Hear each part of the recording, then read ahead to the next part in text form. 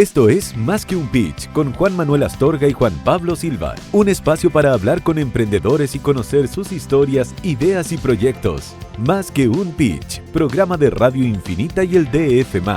En este nuevo capítulo de Más que un Pitch, hoy conversamos con Joaquín Reuter. ¿Está bien pronunciado el apellido? Reuter. Sí. Reuter, como Reuter. Claro, como la portal agencia, de noticias. Como la agencia, Como la agencia, así es. Joaquín, ¿Quién es Joaquín Reuter? un emprendedor. Mira, estoy grandes pensores. No, vamos a hablar de Jugos Bless hoy día. Joaquín es el fundador de Jugos Bless, pero tiene una historia de creando negocios y haciendo emprendimientos de hace harto tiempo. Nos va a contar cómo lograron que este jugo natural en el fondo sea el más vendido, si no me equivoco, en Chile. Así es. Más que grandes marcas nacionales. Así que muy bienvenido, gracias por estar con nosotros, Joaquín. Gracias, Muchas Joaquín. gracias. Muchas Me gracias. pasaron por la invitación, feliz de estar acá y de contar un poco lo que ha sido Bless en estos años. Para mí, además, yo soy fan, porque yo soy consumidor habitual, pero habitual diario. Así que muy contento más que esté aquí. Con conocimiento de causa. Es conocer la historia detrás de un producto que uno consume todos los días. Así que Perfecto, encuentro excelente. extraordinario. Es un gran producto, sí, la verdad es que es un gran producto, hay que decirlo. Oye, vámonos al origen. Eres emprendedor, fiesta, DJ, entiendo que fuiste también, vendiste marisco, estuviste metido vendiendo sandía. Cuéntanos todo eso hasta llegar a lo que hoy día es Bless. Bueno, les comento, yo desde muy chico siempre, nunca me fue muy bien en el colegio, más bien me iba bastante más o menos nomás. No era que me costaba, pero era muy desconcentrado y también tenía un enfoque muy deportivo. Siempre estuve muy metido en el fútbol. Entonces el tiempo para estudiar obviamente no le dedicaba nada. Y por lo mismo, no sé, te diría que ya desde los 10, 12 años empecé como a cachar y mi papá también, que es empresario, dijo, este hijo obviamente le va a costar estudiar y todo, así que siempre me empezó a inculcar como, oye, ¿qué estás haciendo? ¿Qué te tinca un poco? Y así partí como haciendo negocios muy chicos en la casa, vendiendo verdura, ahí a los vecinos, pequeñas cosas. Y ahí ya en la época universitaria empecé a hacer distintas cosas. Uno partí como mucho haciendo como fiestas. Después, casi toda la época universitaria puse música en matrimonio. Por ahí también empecé a vender marisco a los principales restaurantes. Teníamos restaurantes re buenos, alcanzamos en el europeo, varios restaurantes bien conocidos. Y también en paralelo comencé estudiando ingeniería comercial, que era como la carrera más parecida a hacer negocio. Pero después de un tiempo me cambié a agronomía, que es como la pasión que siempre me ha perseguido, el tema del campo. Y ahí en agronomía también monté un negocio de abejas, de jalea real, con un compañero. Tratamos de producir jalea real, la verdad que no nos funcionó mucho, terminamos vendiendo miel. Así que... Perdón, expliquémosle a la gente que se pierde qué es lo que es la jalea real. Mira, la jalea real es el alimento que le dan las abejas nodrizas, toda la abeja, a la reina que ayuna en la colmena. Y es un alimento, es un superalimento, es muy difícil de producir dentro de la colmena y hay que engañar básicamente a toda la colmena para que produzca esta jalea en unas celdas que uno le pone y eso obviamente se extrae con una máquina succionadora. En ese minuto habíamos traído de España. Pero se sacan cantidades ínfimas y tiene que estar todo súper coordinado, tiene que estar la temperatura perfecta. Entonces terminó siendo un poco un fracaso el negocio en la parte de jalea. Pero ¿Para qué sirve la jalea real? La jalea real tiene propiedades principalmente nutritivas. Es un superalimento, te da mucha vitamina. También se usa en algunos productos como, no sé, por ejemplo, champú se usa. Pero principalmente si uno consume jalea real, la vitamina te llega a niveles óptimos. Con Pablo se la jalea real Sí. Hace como 3 días que no veo. Así que esa es un poco la historia, la verdad. Ya, pero ¿y no te resultó lo de la jalea real? ¿Y qué pasó ahí? Ahí terminamos vendiendo miel. Ya. Es un negocio que igual es súper sacrificado. Aparte, mi socio le tenía un poco pánico a la abeja. Finalmente uno se... Espérate, no me voy a es meter- el desde, po. Espérate, pero ese es el desde, po. Si le tenés susto a la abeja, trabajas con la abeja como... Es que lo que pasa es que le empezó a tener susto a medida que el negocio transcurría, porque cada vez que pasaba algo malo, no sé, por ejemplo, estábamos trasladando la colmena en la noche, se caía una colmena en la noche y te podían picar 30, 50... ¿Te pasó? Nos pasó muchas veces. No te puedo creer. Sí, o sea, eran, no sé, una vez, por ejemplo, tuvimos que tirarnos un tranque porque ya teníamos 50 abejas encima, en la noche no se veía nada y te siguen picando y te siguen picando. Aparte, cuando te pican, como que ellas liberan una feromona que dicen este gallo hay que matarlo. Entonces se te tira una nube de abejas y ya sobre las 200 uno puede morir. Entonces, O sea, yo que soy alérgico a las picadas de abejas, es un negocio que no me podría dedicar, digamos. es complicado, claro. La gente a veces puede mirar como que el apicultor y todo, pero en verdad hay que tener un don especial ahí y no tenerle susto, porque la abeja, igual que los perros, también empiezan a sentir un poco el susto y mi amigo cada vez empezó como a rechazar más a la abeja y terminamos obviamente vendiendo las colmenas y Ya. nos salimos del negocio. ¿Y a dónde se fueron entonces después de eso? Después de eso, bueno, yo salimos de la universidad, yo monté un negocio de frutas principalmente. Ahí nosotros tenemos una parcela familiar en Paine y obviamente que quería vender fruta y verdura. Conversando ahí con toda la gente me dijeron, mira, lo más conocido acá en Paine es la sandía, así que con esa consigna en la cabeza salí a ofrecerle sandía a los principales supermercados. Comencé obviamente muy chico, comencé con el Totu, después partí con Walmart, después con Jumbo, Unimark, y empezó a crecer harto el negocio. Me transformé en algún minuto en el productor casi más grande de Chile en sandías tempranas, en Paine. Mira. Y en paralelo, obviamente, era un negocio súper sacrificado porque había que levantarse temprano, 4 de la mañana a regar. Entonces, también mucha gente me decía, tienes que tener algún trabajo en paralelo, y en eso me metí a trabajar en una viña. Ya había trabajado antes en una viña, pero me metí en la parte más comercial esta vez. Ya había trabajado como enólogo y me metí ahora en la parte comercial de una viña.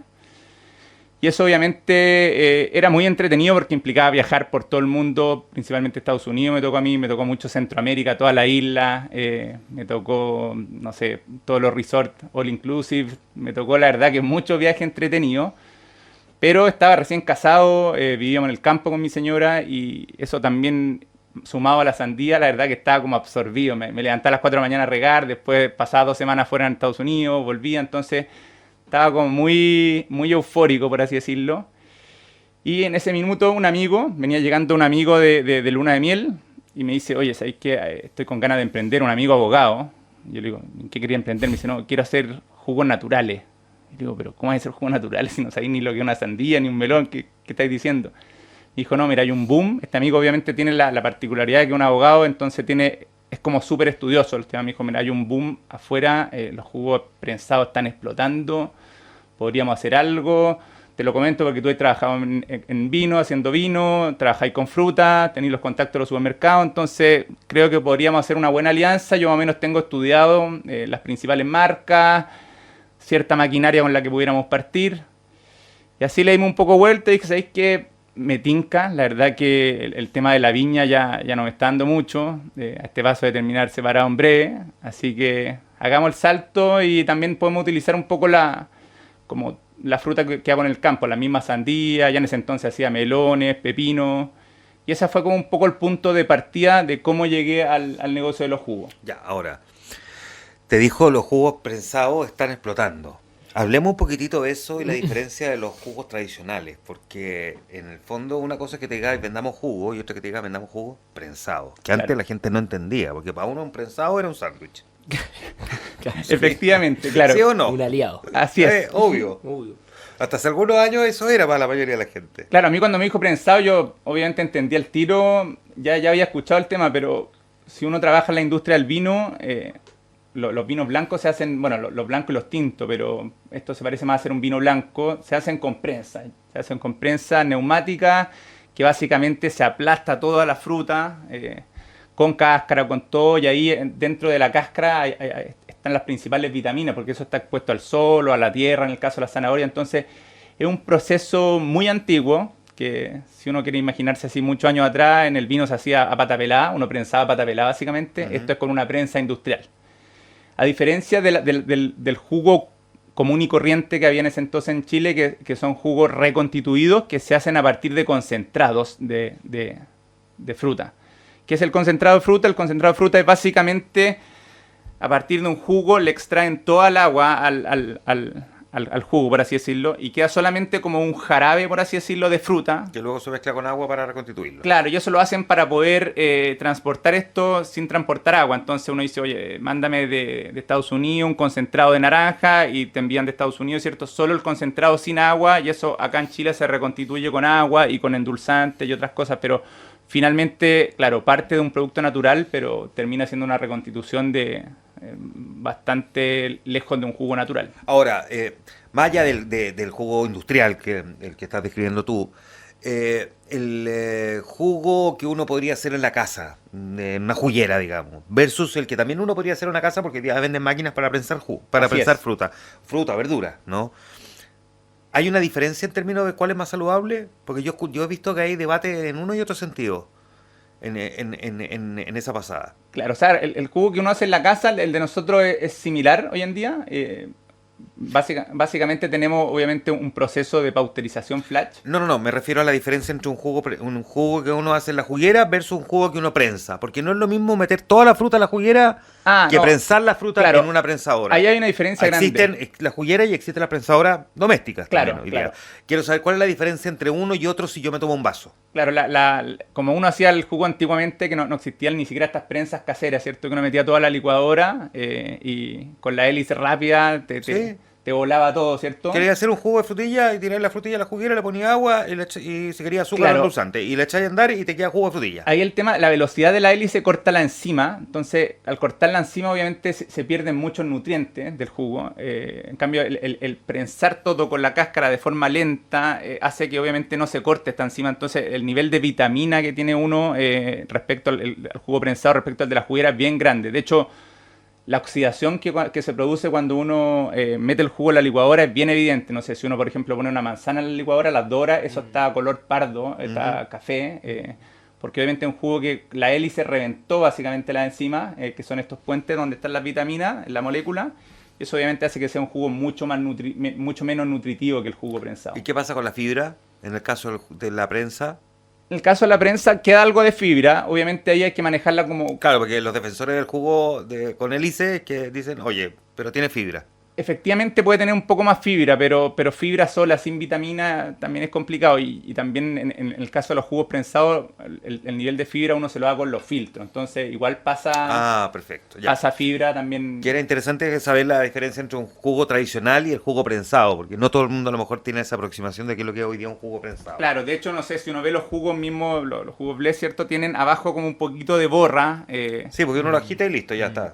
Claro, nosotros tratamos que no sea tanta la borra porque también en un exceso se pone muy pesado, muy poco tomable, entonces finalmente, y el consumidor a veces también piensa que el jugo está malo, así que se queda la mitad de borra, entonces lo manejamos un poco, pero todo eso es la fibra que baja y queda abajo y uno lo agita y vuelve todo a mezclarse. Ya, perfecto. Oye, volviendo a la parte en el fondo en que tu socio abogado vuelve de Australia y te dice hagamos jugo prensado, lo tenía todo estudiado. Vamos a ver ese origen del negocio. ¿Qué año estamos hablando? ¿Cómo parten? ¿Cómo llegan a la receta perfecta? ¿Cómo empiezan a vender? Etcétera. Estamos hablando a fin del 2014, me acuerdo diciembre de 2014 hicimos todo el tema de crear la sociedad, que lo hicimos obviamente con mi amigo abogado que se manejaba bien en eso. Y importamos una prensa que nos llegó principio de 2015. Importamos una prensa muy chica, que tenía una capacidad para prensar 8 kilos, pero era bueno para iniciar el negocio. 8 kilos te dan cuánto de jugo. 5 litros, más o menos. ¿En cuánto rato? Como en 3 minutos. Ya, ok. Ya. Claro, pero había que cambiar las bolsas. Eso te decía que no es como 3 minutos y al 3 minutos No. siguientes, no, te demoráis harto en limpiar y volver a cargar, ¿no? Claro, eso ni siquiera lo calculamos, uno calculaba lineal, pero finalmente hacía ahí 40 litros de jugo al día y mucho. Nada, ya. Mira, pero 40 litros es igual, ya, pero va a partir. Claro, entonces importamos la prensa, estuvimos como 6 meses haciendo las mezclas. Hacer mezclas de jugo parece fácil, pero tiene un tema que la fruta evoluciona mucho en el tiempo. Entonces, por ejemplo, es una mezcla manzana con naranja, y uno quiere que se note más la naranja, pero después la manzana, si es la manzana roja, empieza a pasar la naranja y todo se transforma con el tiempo. Entonces, como que la mezcla inicial te puede quedar excelente, pero después de un tiempo empieza a cambiar mucho. Entonces, No llegaría a mezclar cualquier cosa. claro, si uno quiere consumir inmediato, ahí sí, pero para hacer cosas un poquito, un jugo que duren un poco más, ya empiezan a primar un poco cómo evolucionan las frutas. Y eso es lo que hay que saber y entender bien para poder hacer, obviamente, mezclas que le guste a la gente. ¿Cuántos meses estuvieron probando mezclas hasta lograr algo? 6-8 meses más o menos. 6-8 meses probando, también viendo que sean frutas, obviamente, que uno encontrara en Chile, para no tener problemas después que durante el año uno no encuentra esa fruta. Y estuvimos hasta octubre más o menos 2015, desde enero, 10 meses básicamente, y ahí salimos al mercado así a la que te criaste, nomás a buscar cafetería. ¿Y cómo se llamaba? ¿Ya tenían el nombre de hoy? Teníamos el nombre de Bless. Sí. ¿Y cómo llegaron a ese nombre? Que el nombre de Bless significa bendición, obviamente. Sí. Hay gente que lo usa incluso como medio, bueno, como God bless you, que es como medio religioso. En algunos países como Inglaterra, ¿cierto? Se usa harto eso. Pero también tiene una connotación un poquito más espiritual y buena onda. De hecho, como, no sé, por ejemplo, los Rastafari, ¿cierto? De la música reggae, lo usan mucho como para saludar y despedirse. Y básicamente es como tirar buena onda. Perfecto. Entonces queríamos como un nombre simple y también decir como sabéis que esto es una bendición en comparación a todo lo procesado que hay en día y que obviamente te dé como buena onda al tomar el jugo. Ese era como el concepto. Ya, perfecto. Y nacen en el fondo... ¿Con qué eso. mezcla de jugo a todo esto? A ver.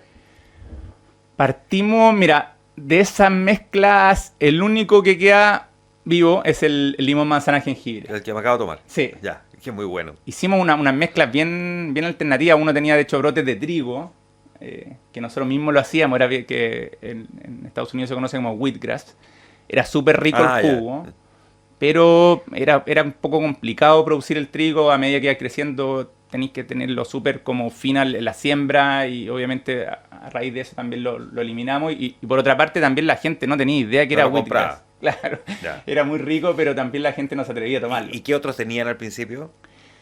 Teníamos uno de berry que andaba bien, pero el berry también tiene un manejo complicado. La frutilla, la frambuesa son las frutas más de corta vida. En el supermercado duran 7 días básicamente en góndola. Entonces ahí nos encontramos con problemas de que la fruta no la ocupaba y le salía hongo. Entonces empezamos también a tener como, oye, no es práctico tener este jugo por ahora, así que usemos otra fruta que sea roja, otra verdura, y ahí lo cambiamos por el de beterraga. Porque no es tan común encontrar jugo de frutilla natural así como... No es tan común y todos son hechos de pulpa, y nosotros no queríamos caer en un jugo de pulpa. Tampoco es tan común, a propósito de tus orígenes, encontrar jugo de sandía. Sandía tampoco lo tuvimos. ¿Y por qué? ¿Por qué no es tan común? ¿Porque cuesta mucho procesar el manejo? Sí, porque la sandía tiene un pH un poco alto, tiene un pH de 4.5 a 4.8 y eso finalmente hace que después de un tiempo la sandía empiece a tomar como un sabor bien distinto, que es como un sabor medio a repollo, como sandía pasada y se vuelven bastante diferente al gusto de sandía. Entonces, por eso, ese fue un jugo que era un hitazo, pero duraba 2 días bien y al cuarto estaba transformado en cualquier cosa. Porque es rico el jugo de sandía, Sí. pero el jugo de repollo no. No, qué asco. Ya. Partieron con eso, con jugo de berries, con el de wheatgrass, sandía, claro. sandía. El de wheatgrass, no recuerdo otro actualmente, pero eran 4 o 5 más o menos. Un poquito distinto a lo que teníamos hoy en día. Ya. Ahora, eran jugos que duraban 4 días, esos jugos. Básicamente no hacíamos ningún proceso y duraban 4 días y siempre con refrigeración. Perdía la refrigeración a las 2 horas y estaba transformado en chicha. Muy difícil escalar un negocio así. Muy difícil, y a pesar de eso nos pegamos el salto y fuimos a supermercado más o menos pronto. Hicimos un piloto en Totu que nos abrió las puertas, dado que yo le vendía fruta y verdura. Entonces entramos a la sección fruta y verdura con un jugo que duraba 4 días, pero los supermercados siempre te sacan el jugo al 50% de vida útil. Entonces básicamente estaba 2 días en góndola ese jugo. Y había que hacer unos comandos en la noche para poder sacar un poco jugos que llevaban 2 días, no se vendieron y meter de nuevo. Entonces era una cuestión invivible escalar el negocio así, pero fue como partimos y también queríamos probar un poco cómo andaba la cosa en supermercados. ¿Cuánto tiempo estuvieron en ese proceso? Tuvimos como 1 año sin dormir casi porque era una misión de noche bien compleja. O sea, el matrimonio seguía estando en riesgo entonces. Seguíamos más o menos ahí. Ya. creo que empeoró. ya, ok. No me preguntaron si sigue en riesgo o no. No. Oye, y estos negocios para escalarlo en el fondo, porque son negocios al final de logística. O sea, tú podés tener un muy buen producto, pero el producto dentro de él lo podís lograr. Claro. Pero después ya logística, escalarlo, llevarlo a todos los puntos de Chile, envasar, etcétera, etcétera. Y para eso se necesita plata. ¿Cómo consiguieron plata para poder escalar este negocio? Mira, después de más o menos 6 meses de haber salido al mercado, estábamos un poco ya diciendo, ¿sabes? Que nos metimos acá en un forro, no tenemos sueldo, ¿cómo escalamos esto? Y nos vino un poco como una ayuda, que nos ganamos un capital semilla. Tampoco era un platal, pero eran 25 millones, de los cuales un tercio más o menos se podía usar en sueldo, algo que tampoco nos iba a dar por mucho tiempo, pero se podía hacer algo de marketing y nos dio como un impulso positivo. Oye, estamos bien, por lo menos nos ganamos un fondo. Y así estuvimos como 6 meses más. Y entre medio de eso dijimos, mira, seamos realistas, o sea, se nos acaba el capital semilla y quedamos prácticamente secos. Entonces necesitamos hacer un levantamiento de capital y presentar obviamente un proyecto acorde con mucho más litros, con una fábrica automática, y nos demoramos más o menos un año en planificar todo este levantamiento de capital. Era un levantamiento que tampoco es un levantamiento grande, no fuimos ni ningún venture capital ni nada por el estilo. La idea era ir más o menos 70% banco y 30% inversionista cercano que tuviéramos. Ya. Fuimos primero obviamente a los inversionistas cercanos, nos dijeron sí, le dijimos, bueno, no era tanta plata, entonces dijeron no hay problema, pero le dijimos lo que sí van a tener que ayudarnos a avalar los bancos, que es el otro 70%, porque en ese entonces yo tenía creo que una pura camioneta y los bancos obviamente como aval me iban a rechazar. Entonces ese fue el compromiso, no fue una ronda grande con inversionistas, pero sí avalaron el 70% con banco y eso nos permitió traernos gran parte de la maquinaria, no gran parte, pero maquinaria industrial que obviamente no implicaba un salto grande en cuanto a litros y a todo. Y esa es la misma que tienen hoy día una planta. ¿De cuántos metros estamos hablando? Estamos hablando, bueno, hoy día tenemos 2.500 metros, pero en ese entonces era como una planta como de 300 metros cuadrados. Yeah. De esas máquinas quedan, te diría, un 40%. Después tuvimos que igual ir renovando todo, pero en ese minuto la veíamos como unos Ferrari al lado de esta prensa de 8 kilos. Entonces fue un salto para nosotros gigante de todas maneras. ¿Y cuánta gente trabaja hoy día en Bless? Hoy día somos 60 personas contratadas y algunos, obviamente, usamos harto servicios externos, logística, no sé, incluso el marketing externo. 60 personas básicamente que están muy ligados a producir jugo, básicamente.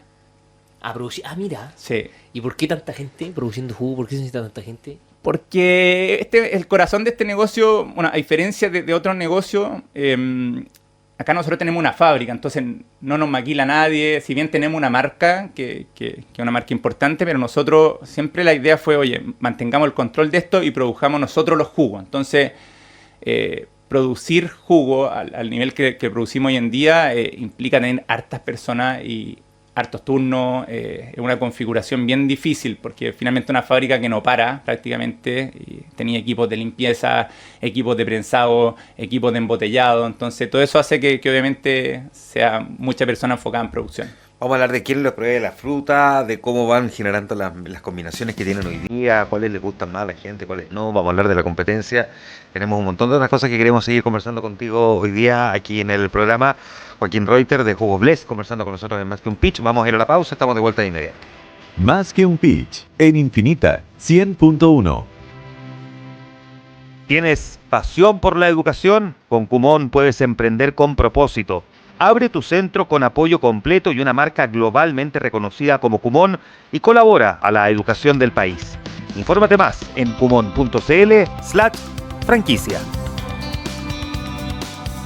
En Walmart Chile están comprometidos con el crecimiento del país y con convertirse en una empresa regenerativa para que sus colaboradores, clientes y comunidades tengan acceso a más empleo, más crecimiento y más oportunidades para vivir mejor. Walmart Chile. Ya estamos de regreso. Más que un pitch, un espacio de Radio Infinita y el DF+, dedicado a los emprendimientos y a quienes están detrás de ellos, junto a Juan Manuel Astorga y Juan Pablo Silva. Estamos de vuelta a Más que un Pitch, conversamos con Joaquín Reuter de Jugos Bless. Yo tengo aquí, permíteme, Juan Pablo, Joaquín, porque trajo aquí varias muestras, ¿no? Betarraga, zanahoria, manzana, en botella. Tengo las típicas cajitas, oh, qué rico. Damasco manzana, buenísimo. Pera manzana, aquí. Tengo el jugo de manzana, que está hecho con manzanas. Tengo aquí otro en caja también, de peras y manzanas.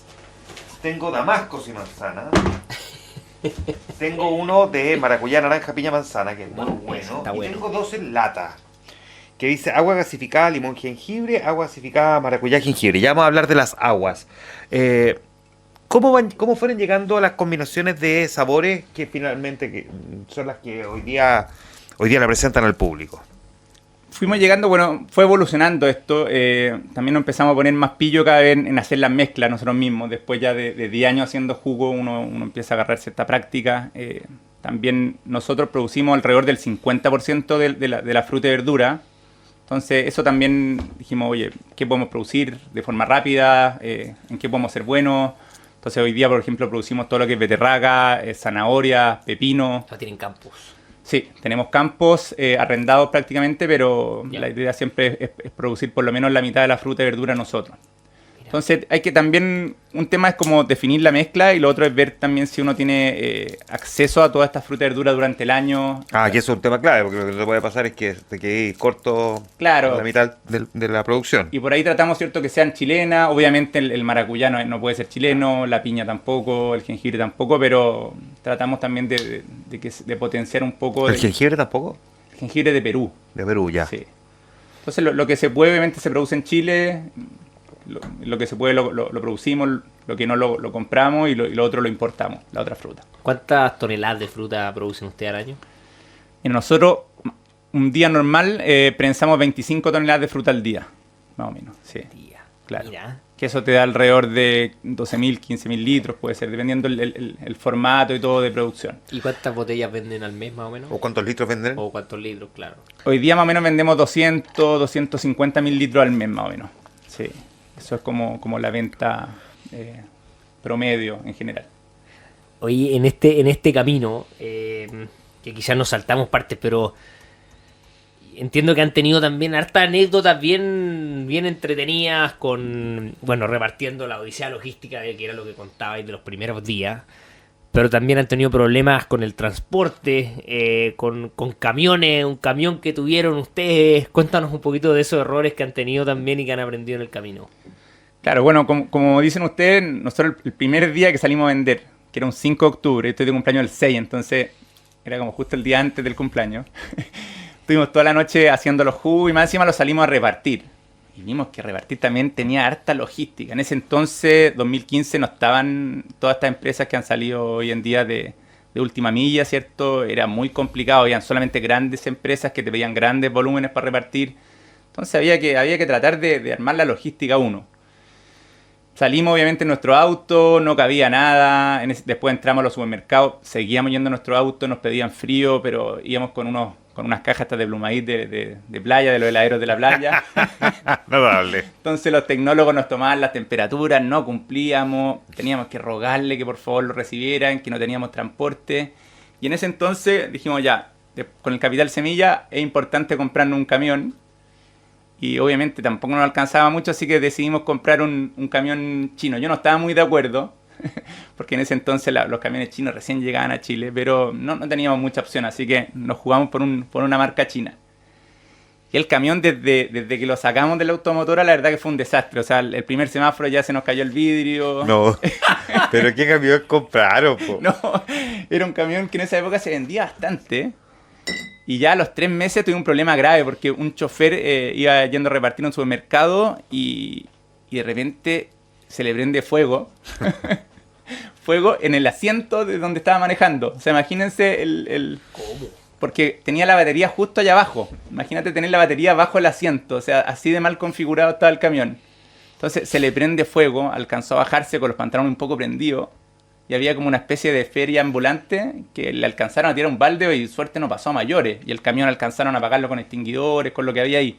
Pero realmente ese camión nos trajo millones de problemas. O sea, y ahí dijimos que la logística es un tema, nunca más algo chino, si vamos a comprar algo que sea bueno en ese minuto, obviamente. Y así hemos tenido varios temas con la logística principalmente. ¿Sí? Sí. ¿Siguen teniendo problemas con la logística? No, hoy día ya lo tenemos bastante solucionado, pero en un principio era casi más difícil ir a repartir que producir jugo, porque siempre estuvimos más enfocados en eso. Ya. Hoy día tú eres el gerente de la empresa, pero ¿cuál es tu rol? Porque tú eres de los que sabe mucho de fruta, pero sabes también vender a los supermercados. Y me imagino que sabes también de producción porque tuviste tu tema con la sandía. ¿Cómo has ido delegando eso o cómo has ido tú logrando, o sea, cómo has ido logrado meterte en todos estos temas? Claro, un poco, bueno, por lo mismo en un minuto que se apretó el negocio en pandemia. ¿En la pandemia se apretó? Se apretó en un principio el negocio. Todos se asustaron, ¿cierto? Claro, 2021 quizás crece. Claro, dijimos como, ¿qué hacemos? Entonces, con mi socio, abogado, dijimos, ¿sabes qué? Acá tiene que quedar uno dentro, porque obviamente esto no hay que reducir costos y nosotros tenemos 2 sueldos iguales, somos los más caros de la empresa, entonces que quede uno. Decidimos que quedara yo básicamente porque, claro, tenía la parte comercial bien, conocía a toda la gente de los supermercados, etcétera, y también obviamente conocía bien la parte productiva, entonces dijimos, bueno, es más natural que me quede yo. Y hoy en día he tratado, claro, de la parte productiva la he ido soltando un poco y me he ido enfocando más en la parte venta, que siempre estuvo, pero como ha crecido mucho el negocio en venta, si antes repartíamos a 7 supermercados, hoy día repartimos a 800, son más de 600 tiendas de conveniencia, todo esto de Arica, Punta Arenas, entonces la parte venta es un componente muy importante en toda la empresa y obviamente como uno la conoció desde el principio y conoce a toda la gente, yo preferí enfocarme un poco más en eso y ir contratando gente que también sabe más que uno en la parte productiva a esta altura. O sea, gente que viene de Coca-Cola, viene de fábricas muy grandes, que nos ha venido a aportar mucho a la fábrica nuestra. Así que la parte productiva yo te diría que la he ido soltando un poco, si bien todavía hago las mezclas, toda la parte más entretenida, pero el día a día en la parte productiva lo he soltado bastante. Ya. ¿Y cómo innovan en el fondo en sabores, en productos? Me imagino que estás constantemente viendo la rotación, ¿sabes? Como algo lógico para una empresa como esta. ¿Qué es lo que más se consume? ¿Cómo ven una tendencia? No sé, oye, lo que viene ahora, qué sé yo, ahora entiendo que está de moda como el té matcha, ponte. Claro. Qué sé yo. Mira, miramos tendencia, pero también somos prácticos en eso y tampoco miramos mucho a la competencia. Si bien al principio nos miraba un poco lo que pasaba afuera, pero como la fruta chilena es bien distinta a la de afuera y todo, hemos ido un poco tomando el camino nosotros mismos. Hemos ido buscando también salirnos un poco, ¿cierto?, de lo que es jugo. Por ejemplo, innovamos ahora con esta Ginger, que es una bebida en base a jugo. Hemos estado tratando de ampliar un poco el portfolio para ese lado y básicamente también a rato, ¿cierto?, se van haciendo algunos cambios de algún jugo que se va quedando rezagado, que no se vende. Tratamos de entender el porqué, obviamente le preguntamos a las personas, mucho te llega por redes sociales, que uno empieza a darse cuenta, oye, este jugo la verdad que no pegó. Siempre le damos un tiempo a los jugos y todo, pero vamos siempre afinando un poco el portfolio y estamos tratando un poco de ampliarnos en otras categorías un poco más grandes. Ya. Hace unos días estábamos hablando con, cerveceros que cuentan que el 2021, 2022, con los retiros, con el boom económico, hubo un auge en ventas. ¿Ustedes les pasó algo similar? Sí, nosotros al 2021 nos pegamos un salto así por 10. Fue tremendo. Por 10 en venta. Fue tremendo ese salto. Estaba toda la economía muy sobrecalentada, ¿cierto? Todas las empresas hasta Falabella, uno ha escuchado que fue el año histórico en utilidad y todo. Y a nosotros nos pegó un viento de cola tremendo. Casi nos damos vuelta por la cantidad de venta que llegó y eso y también nos ayudó mucho porque si bien la gente también estaba en la casa, ¿cierto? Compraba mucho a través de los supermercados, pero los supermercados tampoco se podía hacer mucho marketing masivo, entonces básicamente nos dio un impulso para pillar y en algún minuto, ya años después, pasar a las marcas grandes, porque obviamente si uno crece por 10 un año se acorta mucho la brecha con marcas grandes. O sea, que ustedes son los más grandes de Chile en jugo. Hoy día, claro, en la categoría jugo 100%, nosotros somos a nivel litro, que el formato que más se vende. Ahí tenemos casi el 30% del mercado. En otros formatos no competimos, por ejemplo, sobre litro. En formato 300 somos como tercero. En formato 200 somos también alrededor de tercero. Pero generalmente en el formato más vendido, que este litro, en jugo 100%, nosotros sí somos líderes hace ya un par de años. ¿Y les pasó también que post pandemia, inflación, suben los costos, baja el consumo? ¿Cómo han ido ajustando el cinturón? Sí, ahí, bueno, uno como que dice, aquí ya obviamente estamos como en un estado perfecto para seguir creciendo, pero vino todos estos años posteriores, que son 3 prácticamente, que uno empieza a ajustarse el cinturón. Hemos tenido que ser como que... Porque la idea de esta empresa es seguir creciendo. Entonces, un poco el juego fue, mira, estos 3 años tenemos que mantener casi todo igual y crecer por lo menos un 20%. Ese era como el objetivo, que lo hemos logrado. Entonces ha sido difícil, cada persona ha tenido que dar un 100%, hemos tenido que hacer algunos cambios en la empresa, tienen que estar solamente las personas que estén comprometidas con esto, ha llegado más carga laboral para todo. Y es un poco así como hemos surfeado estos años, como manteniendo obviamente a la gente que está dispuesta, ¿cierto?, a hacer un sacrificio, a trabajar fuerte por la empresa, sabiendo obviamente que todo esto se retribuye. Hemos afinado por ahí, más que todo te diría por la parte humana. Hemos reforzado los equipos, pero tampoco hemos contratado a muchas personas. Entonces ha sido como poner la pelota al piso básicamente, y también tener ese desafío de crecer, obviamente no por 10 como fue ese año, pero al menos un 20% todos los años. ¿Pero qué significa hacer más sacrificios para la gente que trabaja ahí? Mira, básicamente de repente hay gente que ha tenido que tomar dobles funciones. No significa que obviamente que trabajen más, pero como que uno pensaba armar un equipo más amplio en algún principio, y hemos tenido como que cada uno, no sé, hoy en día por ejemplo yo hago de gerente general y gerente comercial, algo que en algún minuto uno pensaba contratar a un gerente comercial y no lo hemos hecho, no hemos aguantado obviamente, y se ha sostenido así la empresa, un poco como con los que estamos adentro, navegando, entendiendo que son años muy apretados. Los márgenes de este negocio son complejos porque son fruta, son supermercados. Entonces, hemos tratado de mantener como por así decirlo, el capital humano, ¿cierto? Y obviamente también crecer al mismo tiempo. ¿Ya han pensado en explorar en otro tipo de productos diferentes, pero con base a fruta? Mira, sí, hemos explorado hace poco con la agua. Hace como un año sacamos estas aguas que es básicamente 60% jugo con 40% de agua con gas. Y la verdad que es un producto que ha andado bien, es interesante. Compite un poco con las aguas saborizadas, que no tiene nada de natural. Y también trata como de buscar un poco un espacio ahí en las bebidas. Obviamente no a las bebidas cero, porque al tener jugo, ¿cierto?, tiene calorías. Pero es un producto interesante, diría yo, que se está haciendo un espacio. Incluso lo están usando mucho como mixer hoy día. Sí, nosotros obviamente no como marca natural, y sobre todo encima que vendemos jugos para niños y todo, no fomentamos ese como que sea un mixer para venderlo con trago, a lo más como mocktail, pero se está dando harto que mucha gente hoy en día lo está usando para mezclarlo. Oye, nos queda un poquito más de un minuto. Miremos un poco... Desde todo este recorrido que tú nos has descrito en esta conversación, ¿qué del aprendizaje que tú has adquirido le recomendarías a la gente? Lo que no tiene que mirar cuando está en su propio emprendimiento. Ojo con esto, en esto se pueden equivocar, si les pasa esto, no claudiquen.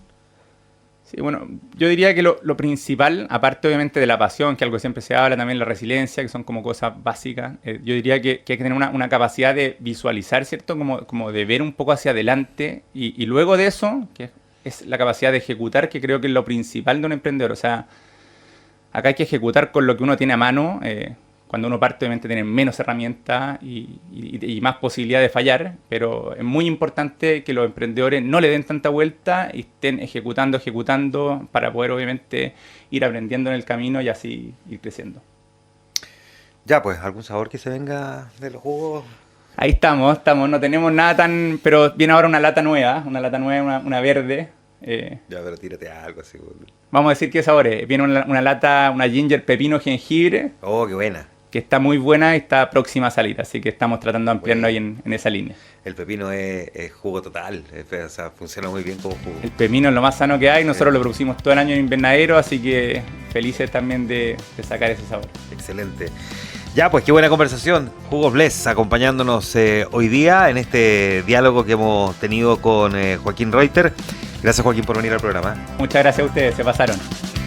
Esto fue Más que un Pitch, con Juan Manuel Astorga y Juan Pablo Silva, periodista de DF, en Infinita, de lunes a viernes de 5 a 6 de la tarde. Hablamos con emprendedores para conocer sus historias, ideas y proyectos.